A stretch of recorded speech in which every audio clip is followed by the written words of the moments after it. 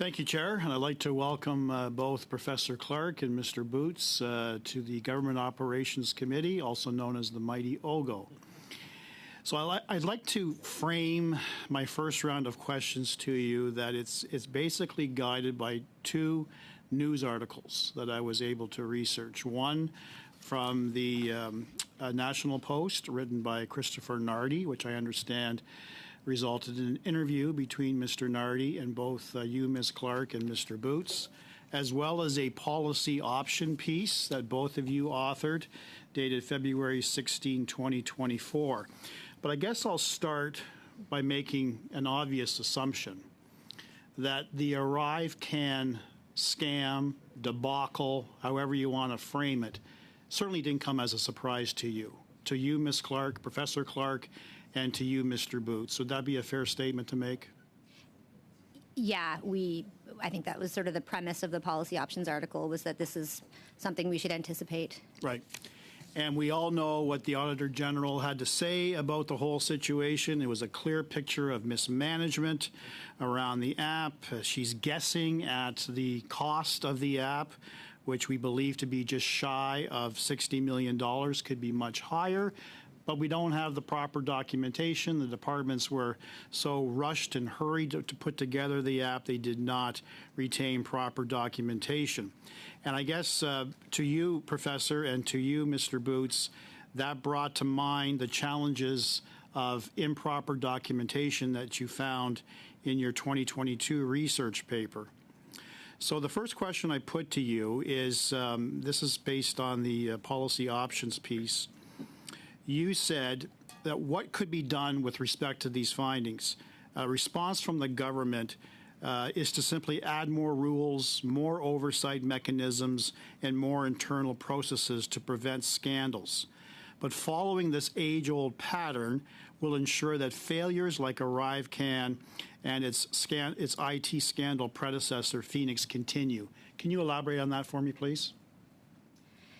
Yeah, and this echoes a lot of what Mr. Boots offered in his opening remarks. There has been a tendency, I think, historically in the Government of Canada to layer on more rules and oversight to create new parliamentary officers, new kind of external scrutineers when there's some sort of a scandal. And while, of course, like, we're clearly not advocating for no rules, and in fact, you know, the research in clean, high-quality IT procurement focuses a lot on, like, what the guardrails should be and building a culture of responsible public service around that to avoid things like conflict of interest, for example. But I think that habit that we've had in Canadian public administration to layer on more rules as a way of ensuring accountability has actually had this perverse effect of undermining accountability and seriously undermining the effectiveness of public servants.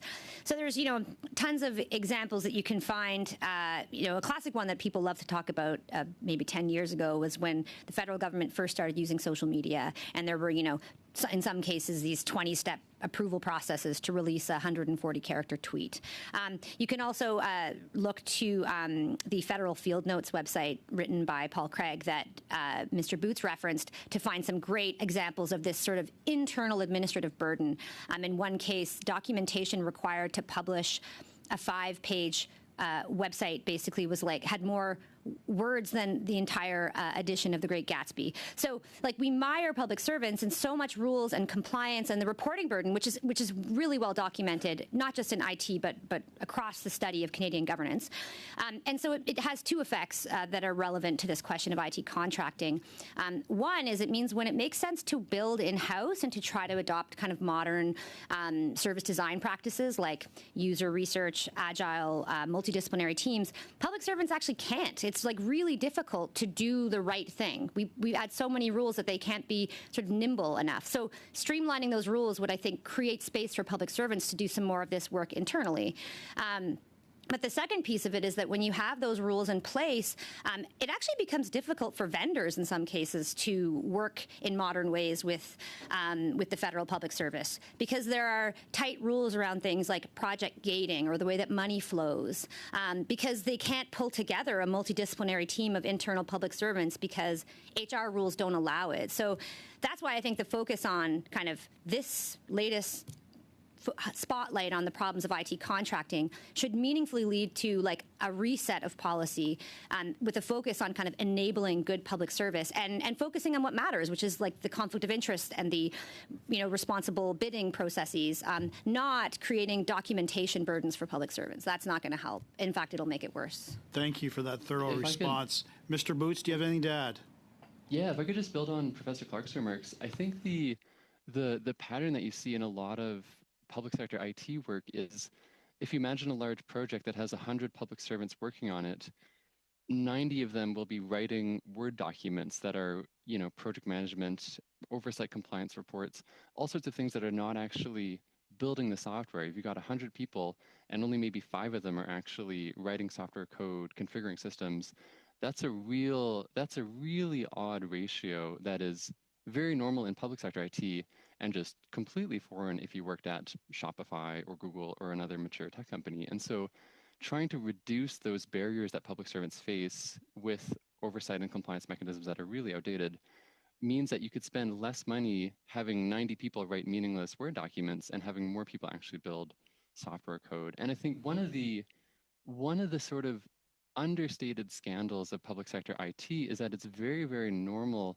for the public service to undertake a $100 million IT project that could have been done for $10 million, or a $30 million IT project that could have been done for $2 million. And so this expectation that it's normal to have a $50 million IT project to build, an online form or an interactive website that could have been done for a fraction of the cost. And there's some really great writing from Waldo Jaquith, who's a technologist in the United States, that talks about how software is so much cheaper. It's not free, but it's much, much cheaper than public sector organizations expect. But the tendency is to say, oh yeah, this project that's, is kind of similar to this previous project our department did. The last one was $50 million, so this one's probably $50 or $60 million, when a really strong team could have built it for $2 million. And that's something that is tricky to sort of dig into, because it all has to do with how public servants are doing the work of IT projects, where 90 out of 100 people are just writing Word documents instead of actually building. I'm afraid I have to interrupt you because we're past our time.